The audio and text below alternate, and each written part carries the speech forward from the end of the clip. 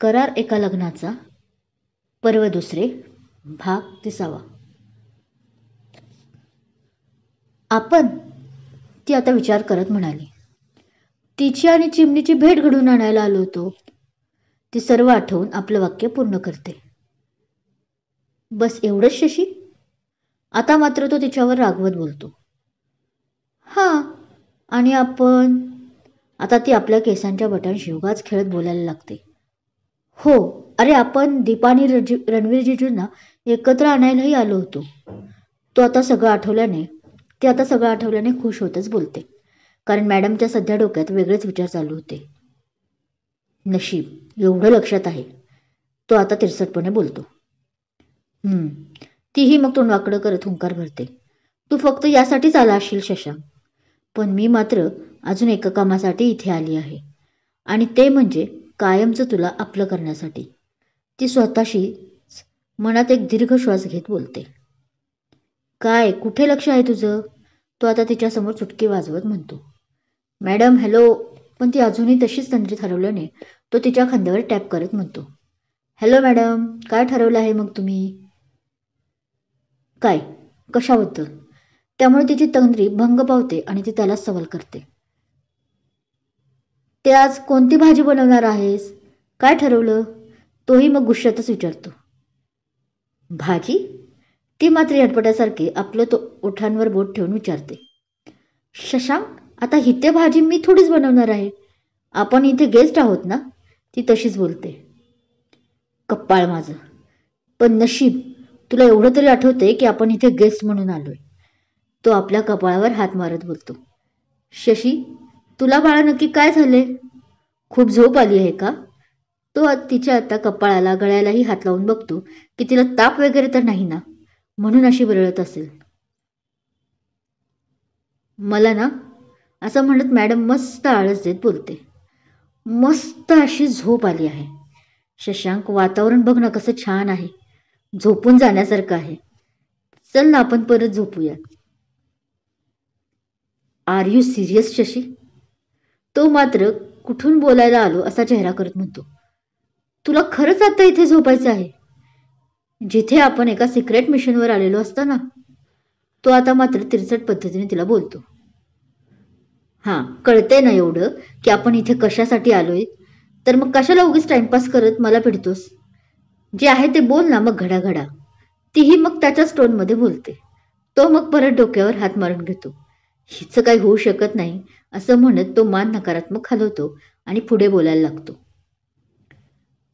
तर ऐक मग, सिक्रेट मिशन असं आहे की दीपा व रणवीरला एकत्र आणायचे आहे, आणि या कामात आपली मदत खुद्द तात्याही करणार आहेत. तो डोळे मिचकावत बोलतो. अरे काय सांगतोस काय? अरे राजश्री वहिनींनीही मला खास याच कामासाठी बोलवलं होतं, आणि त्यांना मी जेव्हा खरं सांगितलं तेव्हाही आपल्या मिशनसाठी लगेच तयार झाल्या. ती तोंडावर हात ठेवून बोलते. काय? त्याचा तर आनंद गगनात मावेनासा झाला. म्हणजे आता हे आपलं सिक्रेट मिशन लवकरच पूर्ण होणार. तो तिला हायफाय देत बोलतो. हो, आणि लवकरच तू माझा. ती हायफाय देत हळूच. काय काय बोललीस तू? तिचं बोलणं त्याला ऐकायला जात नाही. ते सर्व जाऊ दे, पुढचं प्लॅनिंग आपण ठरवूयात. तोच पुढे बोलू लागला. तशी ती मनातून खट्टू झाली. तसं त्याने हसतच तिचा गाल ओढला आणि पुढे काय करायचं याचा विचार करू लागला.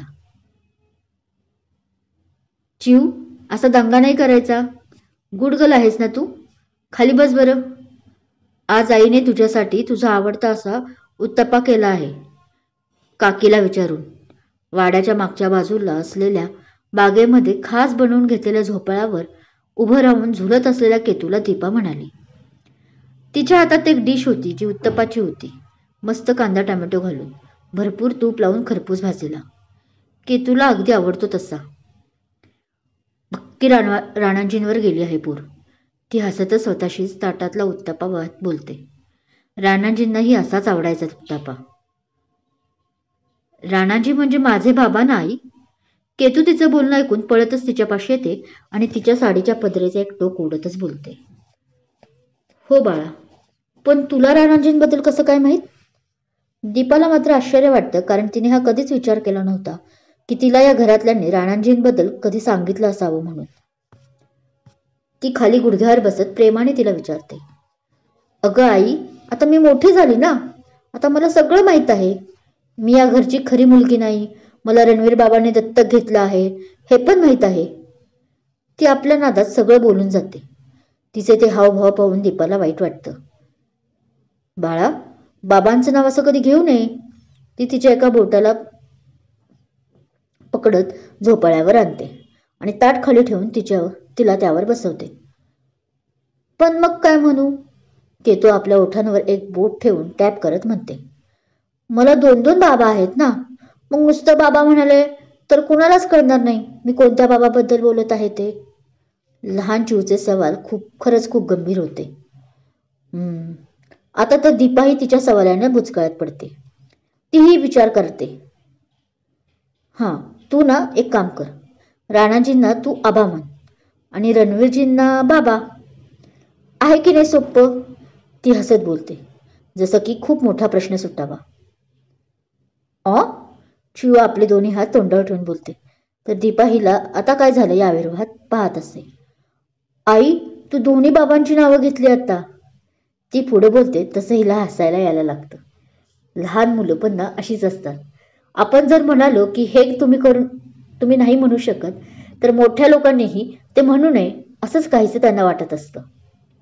बरं बाई माझी आई, आता यापुढे तुझी आई सुद्धा लक्षात ठेवेल हं. ती हसतच एक घास चालतच तिला बोलते. पण चिव, तुला या सर्व गोष्टी बाबांनी सांगितल्या काय? तिला सतावणारा प्रश्न ती केतूला विचारते. कशाबद्दल आई? केतू आपले दोन्ही पाय ताट करत घास रमत गमत खात बोलते. अगं तेच बाळा, तू दत्तक वगैरे आहेस. ती बोलते. नाही, ते तर मला कीर्तिमोह. चिव बोलतच असते अजून की मागून टाळ्या वाजलेला आवाज येतो. वा, छान शिकवत आहात हो दीपाजी तुम्ही तिला. मागून आवाज येताच ती मागे वळून पाहायला लागते. रणवीर होता मागे. त्याने नेमकं दत्तक शब्द आणि तेही दीपाच्या तोंडून ऐकलं होतं. बाबा म्हणतच चिव झोपाळ्यावरून टुनकन उडी मारते आणि त्याच्याजवळ जाते. बाबा, तुला माहीत आहे, आजपासून मी तुला रणवीर बाबा नाही म्हणणार, तर नुसतं बाबा म्हणणार आणि राणाजी बाबांना आबा म्हणणार. ती जवळ येताच तो तिला कडेवर उचलून घेतो. तशी ती त्याची हनुवटीला धरत आपल्या छोट्या छोट्या हातांनी त्याचा चेहरा आपल्याकडे करत म्हणते. कारण रणवीर दीपाकडे रागाने जे पाहत असतो, त्यामुळे चिवला वाटतं की आपल्या बाबाचं आपल्याकडे लक्षच नाही, आपल्या बोलण्याकडे. हो का? आणि हे नवीन तुला कोणी सांगितलं? तो दीपाकडे एक नजर टाकत आतल्या आत दातओठ खात रागातच विचारतो. हे माझ्या आईनं, दीपा आईनं सांगितलं. चिव बोलून जाते. तसं तर त्याचा पारा अजूनच चढला. हो का? दीपाकडे परत रागाने पाहतो म्हणतो. मग हे दत्तकचंही तुला तुझ्या आईने, दीपाईनेच सांगितलं असेल. तो चिवला इकडे बोलत असतो तर ते ऐकून दीपा मानेनच नाही म्हणत असते. तिला कळतं की ह्याचा गैरसमज झालाय. चिव, चल घरात. आज बाबाला तुझ्या वेळ आहे. आज तुला तुझा बाबाच भरवेन. असं म्हणत तो दीपाच्या हातातली प्लेट घेतो आणि चिवला घेऊन आत जातो. दीपाचं काही एक न ऐकता. तुमचा गैरसमज झालाय. ती त्याला मागून आवाज देते, पण तोपर्यंत तोही आत गेला होता. काय, कुणाचा गैरसमज झालाय? तेवढ्याच शशांक तिथे येतो आणि तिला असं ओरडताना पाहून विचारतो. नाही, काही नाही रे, सोड. असं म्हणून तीही दुःखी मनाने आत निघून जाते. तू काही सांगू नकोस दीपू, पण मला माहीत आहे ही कीर्ती तुम्हा दोघांमध्ये अजून गैरसमज निर्माण करत आहे. या बाईला आधी या दोघांपासून दूर केलं पाहिजे. पण कसं? शशांक आपल्याच विचारात. हां, आधी तिच्या त्या बॉयफ्रेंडला शोधून काढलं पाहिजे, म्हणजे प्रश्न सुटतील. हो, पण याआधी या दोघांमधील जी दरी निर्माण झाली आहे ती कमी केली पाहिजे. मागून त्यांचं बोलणं ऐकत असलेला राजवीर बोलतो. पण कशी तेच मला कालपासून समजेना. राजवीर तू? त्याचा आवाज ऐकून मागे पाहत शशांक बोलतो. भाऊ आणि वहिनी एकत्र यावेत असे तुम्हालाही वाटते हे पाहून आनंदच झाला. तो हसून बोलतो. का नाही, म्हणजे ते प्रेमवीर एकत्र येऊ नयेत असे मला का वाटेल? राजवीरचं बोलणं त्याला नीट न समजल्याने तो बोलतो. अहो म्हणजे ते तुमचं आणि दीपा वहिनींचं. आता राजवीर हळूच बोलतो. शशांक हसत एक हात आपल्या हवेत मारत म्हणतो. ती एक अफवा आहे. जी तुझ्या भाऊच्या मनात बसावी आणि दीपूवर असलेलं आपल्या प्रेमाचा इजहार करावा यांचं एक तंत्र आहे ते. काय सांगताय? आता मात्र ते ऐकून राजवीरच्या चेहऱ्यावर आलेले ते हसू खूप भारी होतं. आता काही करून ते दोघे एकत्र येणार हा विश्वास त्या हास्यात होता. हो, पण तू लगेच रणवीरला बोलायला जाऊ नकोस, अगदी चुकून सुद्धा. शशांक मात्र त्याला थोडे दटावतच बोलतो. हो, पण आम्हाला तू तातांप्रमाणे मदत कर या दोन प्रेमवीरांना एकत्र आणायला. विषय का? आता तुम्ही पहाच की कसं ते दोघं स्वतःहूनच अशा आपल्या प्रेमाची कबुली देतात, तो सुटकी वाजवत म्हणतो. हो, ते राजवीर जरा दमानं घ्या.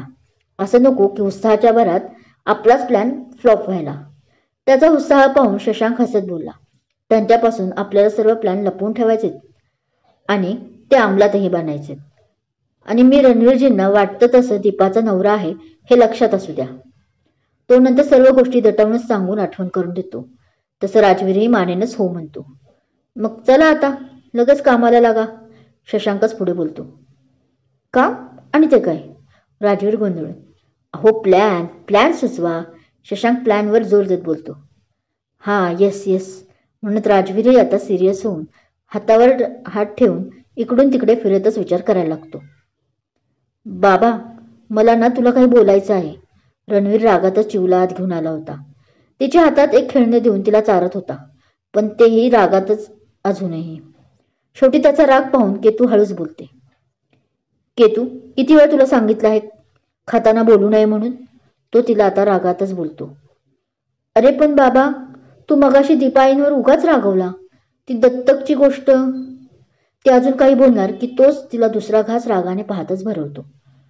चिव, बस कर आता ते दत्तक वगैरे, तो तिच्यावर मोठ्याच आवाजात बोलतो. ती दीपाई तुला काही पण शिकवते आणि तू ते ऐकत बसतेस. त्याच वेळी दीपा तिथे आली होती आणि त्याचे ते शब्द ऐकून तिच्या जिव्हारी लागतात. चिव, तुझी ती आई तुला तुझ्या बाबापासून दूर नेण्यासाठी प्रयत्न करत आहे. हे वाक्य बोलताना तो मुद्दामून समोरच अश्रू गाळत उभ्या असलेल्या दीपाकडे पाहून रागात बोलतो. ती त्याच्याकडे पाहते. त्याच्या नजरेत आता तिला अंगार दिसू लागतो. तशी ती तिथून निघून जाते. बाबा, तू उगाच आईला रागवत आहेस. तिने खरंच मला काही नाही सांगितलं. ते तर मला आधीपासूनच हे माहीत होतं की मी तुझी दत्तक मुलगी आहे ते. आणि मला हे कीर्ती मॉम. ती बोलता बोलता एकदम शांत होते, कारण तिला दूर उभी असलेली कीर्ती दिसते, जी या दोघांचं बोलणं चोरून ऐकत असते. कीर्तीच्या मनात तर आनंदाच्या उकळ्या फुटल्या होत्या जेव्हा रणवीर दीपाला टोचून बोलत होता.